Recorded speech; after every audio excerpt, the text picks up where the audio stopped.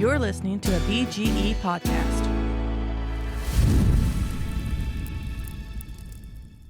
Friends and family gather round and fire up the barbecue. Let the smoke waft and float, that's what we're gonna do. You can't deny there's nothing like friends and family and food. Don't sit still, pull out your grill, we're gonna have a barbecue. A huge shout out to folks listening on the Mind's Eye Radio Network, to the Blind Grilling Experience. Hey folks, we've got a good one for you today. We're talking about mac and cheese and a tip for making a roux. 'Cause if you're looking, you ain't cooking. Fire up the barbecue. Fire up the barbecue.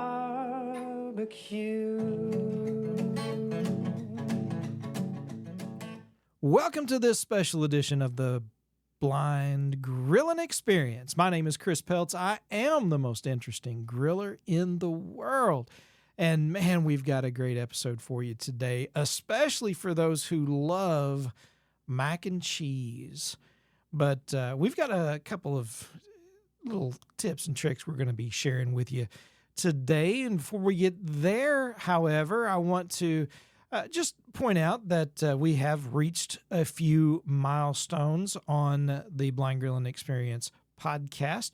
We have well over 10,000 downloads, which is awesome. Really appreciate everybody who's been helping out with not only listening and downloading, but also sharing and subscribing to the podcast.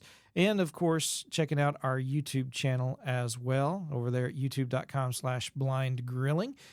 And the emails have been coming in, blindgrilling@gmail.com. Brian sent us an email saying he got himself a Pit Boss smoker, has been trying it out and done several things, and sounds like he's enjoying that. We talked a little bit about the accessibility issues. So far, so good, except for the initial setup, he said that he did have to have some sighted assistance and then had to memorize a couple of buttons of where to press.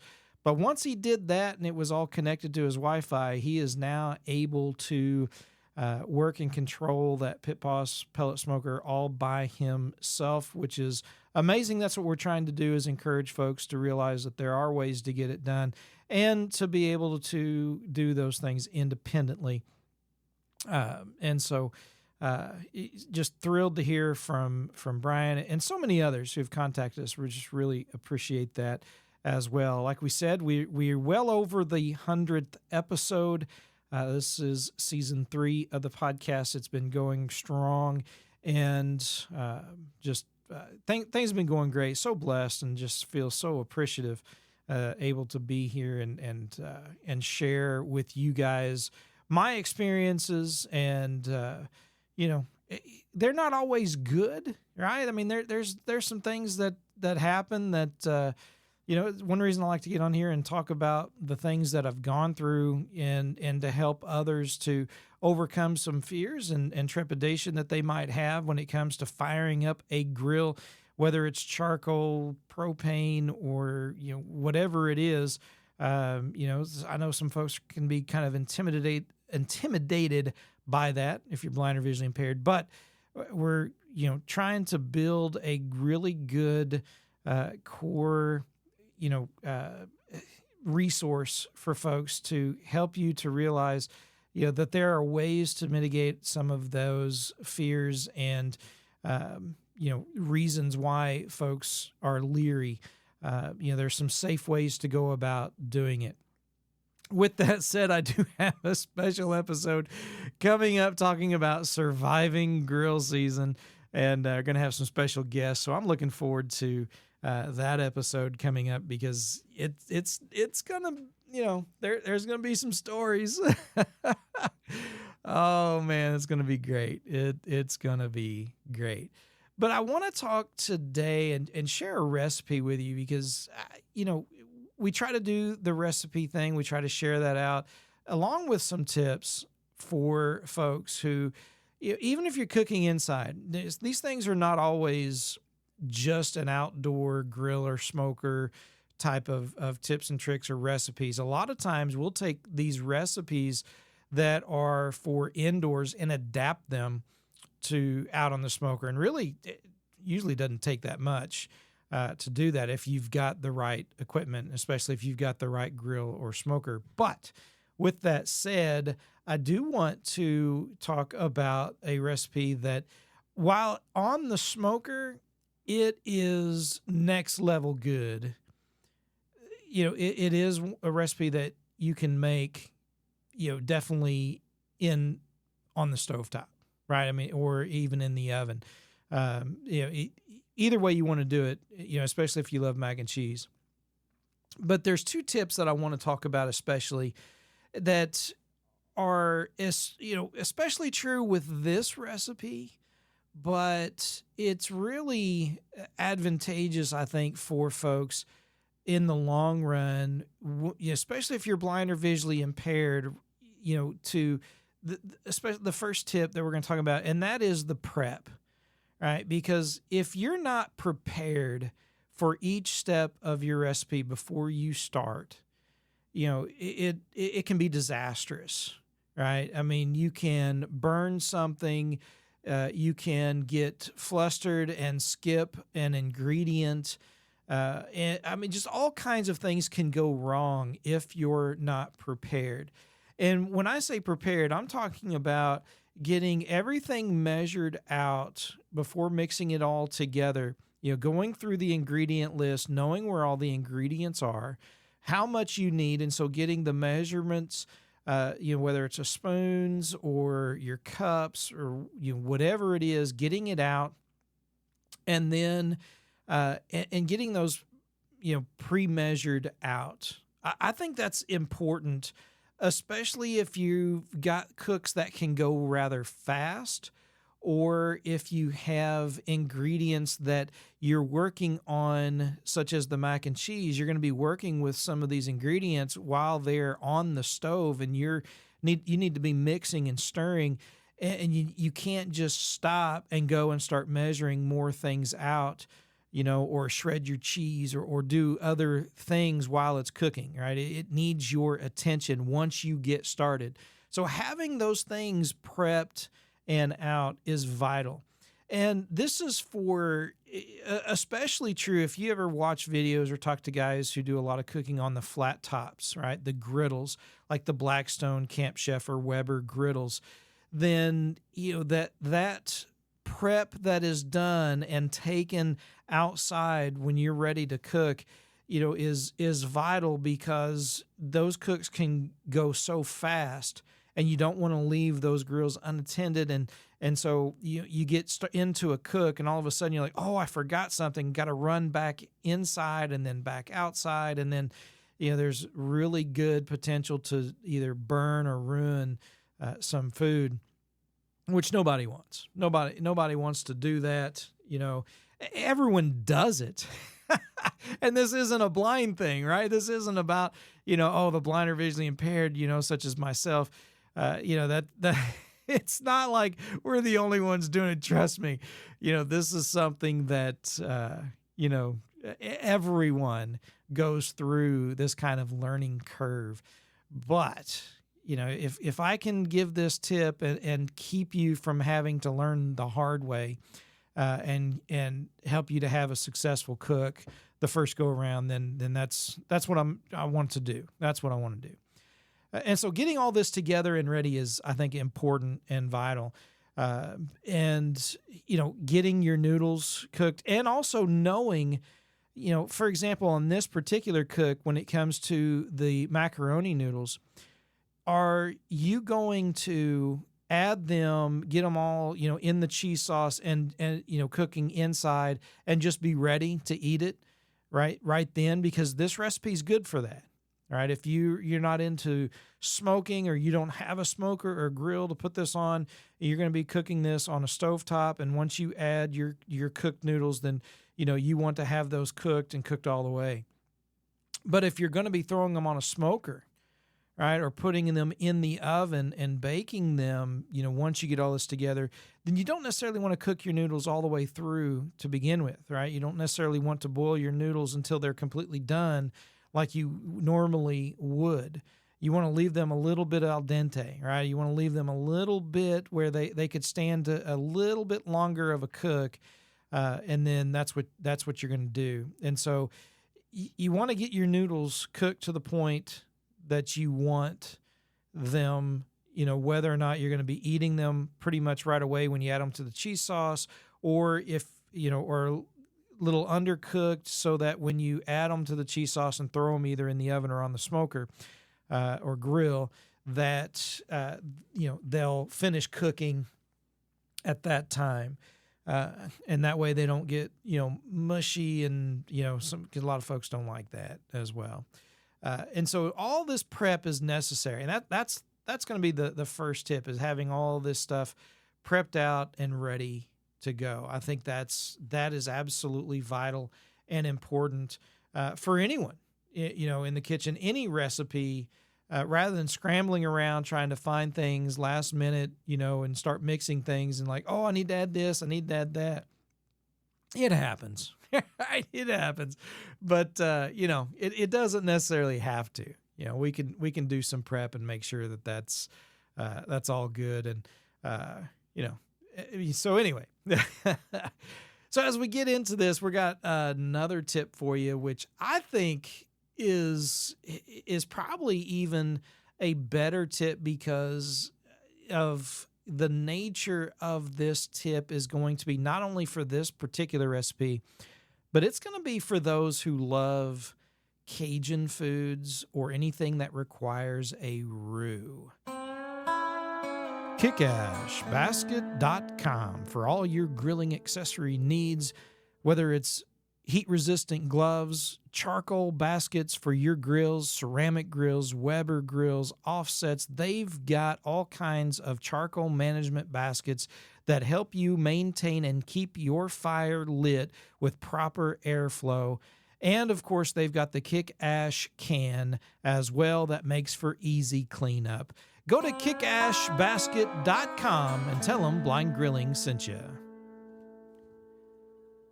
So let's get into the roux that we're talking about, because this is not only essential for this particular recipe, but a lot of folks struggle with roux. We love jambalaya, gumbo. We love a lot of these Cajun dishes. And for those who are blind or visually impaired, especially, sometimes it's difficult to get a roux done right. Because when you watch YouTube videos or you talk to folks who are making them, oftentimes they're talking about the color. They're talking about the way that it looks in the pan as they're mixing that butter and flour together. And I get it. I mean, that's something they're able to use their vision. They're able to see certain things and to know when it is the right look to it, how dark they want it or light they want it. But for those who are blind or visually impaired, that's not an easy thing, right? I mean, that can be pretty difficult, especially if you're totally blind like myself. I can't see the flour and butter mixture. I have no idea how dark it's getting, how light it is. If I'm making a light or dark roux, I don't know based upon how it looks. But there is something that I've learned, and that is the smell when making a roux. Whether we're doing our jambalaya or we're doing this mac and cheese recipe that we're talking about today, this is so key in really learning to not only use your senses, but understand how well your other senses can work and help you to accomplish things independently, both in the kitchen and at the grill. Because in this recipe, for example, of the mac and cheese, we're going to make our cheese sauce, right? We've got our noodles. We've boiled our macaroni noodles. We've got them. I'm going to do a little al dente because we're going to be throwing it on the smoker, but you may go ahead and cook it all the way. You make that decision. But now we're going to make our roux. And again, this is something you can do on the stovetop at a medium-low heat. or you can do it out on the grill as well. But we're going to take essentially a 9 by 13 baking pan. And I use some aluminum pans that they're referred to as half pans that you can get in bulk, and they work great for throwing on the grills. They're just disposable aluminum pans. They're approximately 9 by 13. But if you're doing this, on a stovetop, you get a nice deep-sided pan, and you're going to put 5 tablespoons of butter, a medium-low heat, and you're going to let that butter melt down. And once that butter is melted down and you got a wood spoon or something, and you're moving that stick of butter, the 5 tablespoons of butter around, you'll be able to tell when it's all melted. You'll be able to feel that there's no more large clumps. It's all melted and it's liquid in the bottom. Then you're going to take and grab a whisk, and you're going to add your 5 tablespoons of flour. But again, remember what we said about prep, right? You're going to already have your milk measured out and ready to go and know where it is. You're going to have your cheese shredded and know where it is, and we'll talk about that in a minute as well. You're going to have your all-purpose seasoning or rub or whatever it is you're going to season this with measured out and ready to go as well. Because when you start this roux, you don't want to turn and walk away and start measuring things, because it will burn, right? You will ruin the roux. So all that prep has to be done to begin with. And so then you're going to take and you're going to start whisking together as you add those 3 tablespoons of flour to those 5 tablespoons of butter. And you're going to whisk it together pretty rapidly. And you're going to start using your nose, right? You're going to smell. And what's going to happen as that roux begins to thicken, and as that roux begins to cook and starts to brown a little bit, you're going to smell this little bit of a nutty type smell that's going to kind of waft up from the pan and hit you right in the face. The more you do it, the more pronounced it will be. And of course, the longer you make your roux, that not only the darker does it, in fact, turn, but the stronger the smell can get. And if you're not careful here, you can burn it pretty quick. But when you start smelling that nuttiness from that flour and butter mixture, that's really what you're looking for. And you can go a little bit longer, but don't go much, right? And that's where you can play with it when it comes to various recipes, whether you're doing certain types of Cajun dishes, whether you're doing the gumbo, whether you're doing the jambalaya, or something. Maybe you want a little darker roux, then you'll kind of learn that smell. But pay attention to that smell, because you can really figure out just how far along your roux is and when it's ready the more you do it and practice with it. And you'll probably get to a point where you burn it a couple times eventually. It happens to all of us, but you'll learn that smell as well, and you'll learn and remember kind of, what it was smelling like just before it was too late. And so once you get to that nuttiness, that little bit of a nutty smell kind of happening, you're going to go ahead and add your 4 cups of milk and keep whisking and stirring pretty good. And then you're going to take and you're going to add also in your seasoning. And we're doing about 3 teaspoons of seasoning. And really your favorite rub is going to be best for this. Now, if you've got a dish that this is going to be a side for, so maybe you're doing some pulled pork, you want to add the same rub that you used on your Boston butt or your pork shoulder that you've smoked. Use that same rub. You've done some ribs, or maybe you've done a brisket, and whatever seasoning you've used on that, you want to add that to your mac and cheese. That works great. You can just use an all-purpose AP rub. A lot of companies out there, a lot of barbecue guys have their own line of rubs, and they've got, their all-purpose, their SPGs, salt, pepper, garlic, which, that works out well also. You got your salt, pepper, garlic, a little bit of onion powder, a little bit of paprika, maybe some, if you can spice it up with a little bit of chipotle, powder, or even some red pepper flakes, something like that if you want. That's completely up to you. But you're going to do about 3 teaspoons of seasoning, and you can make some adjustments as you go. You definitely want to have, if you're mixing it up yourself, I would start with a teaspoon of salt and half teaspoon of some other ingredients.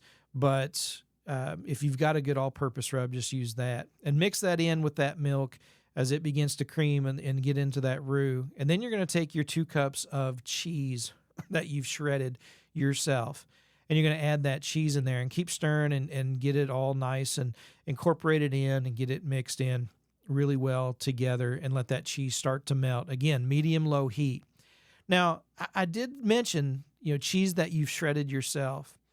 This is something we've talked a lot about on this podcast, and we've mentioned in times past, and I get the simplicity and the ease of grabbing some packages of already, some pre-shredded cheeses. I get it. I really do, folks. But in those packages, they've added some things, some preservatives. And what they've done is they've coated that cheese with something that helps keep it from clumping together. Well, the problem is it also keeps it from melting as smoothly as it could. And so you don't get the best results. Now, although a lot of folks use the pre-shredded cheeses and they think, it's fine.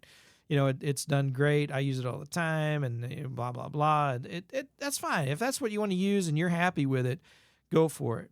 But I will say this, I think you'll get better results and a much creamier and smoother cheese if you'll take a block of cheese and shred it yourself, right? And you're looking for about 2 cups in this recipe. You're going to add the 2 cups of cheese to that milk and roux mixture and your seasoning, and get that all melted down.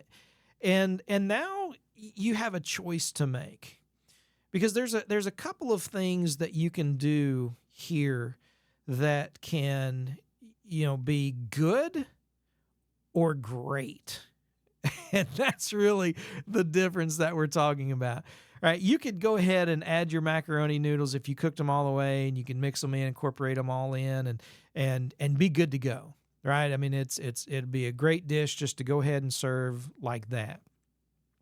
But if you're going to be throwing them on the smoker, you're going to take your mostly cooked al dente style macaroni noodles. You're going to throw those in, mix it into that cheese sauce. Then you're going to take some extra shredded cheese, and you're going to just put a layer across the top. Now, there's all kinds of guys out there, recipes that you can go to, Man Cave Meals, Cosmos, line of rub and seasoning out in Oklahoma. They've got a YouTube channel. Malcolm Reed with Killer Hogs or How to Barbecue Right. They've all got their recipes. They're all great. This just happens to be one of my favorite ways of doing this because of the versatility. Okay, you can take and put some of that little extra shredded cheese right on top, and you can dice up or just slice into little circles some jalapeno peppers and put those on top. Maybe add the juice in there with that with that cheese sauce. If you really like a little bit of a kick as well, it goes great. You could even put some breadcrumbs on the top if you wanted to, but it's not necessary. Then you're going to put it either in the oven or out on the smoker, at 300 degrees on your smoker, and let that go for 45 minutes to an hour. And just every once in a while go out and then just, check it. Maybe, after a little while you may want to mix it in, but let that cheese on the top begin to melt. And it's already cooked. I mean, you could just eat it right now. You're just melting that cheese on the top, maybe browning a little bit of that.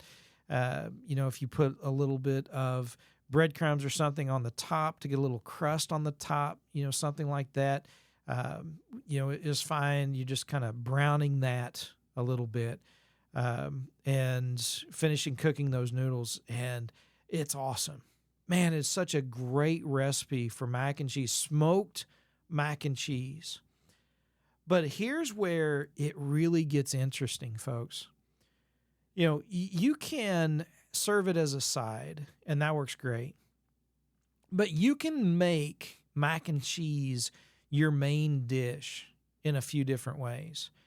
You could make a grilled buffalo chicken mac and cheese, right? You could get some, some of your favorite buffalo wing sauce, and grilled some chicken, get it tossed in there, and put it on the top.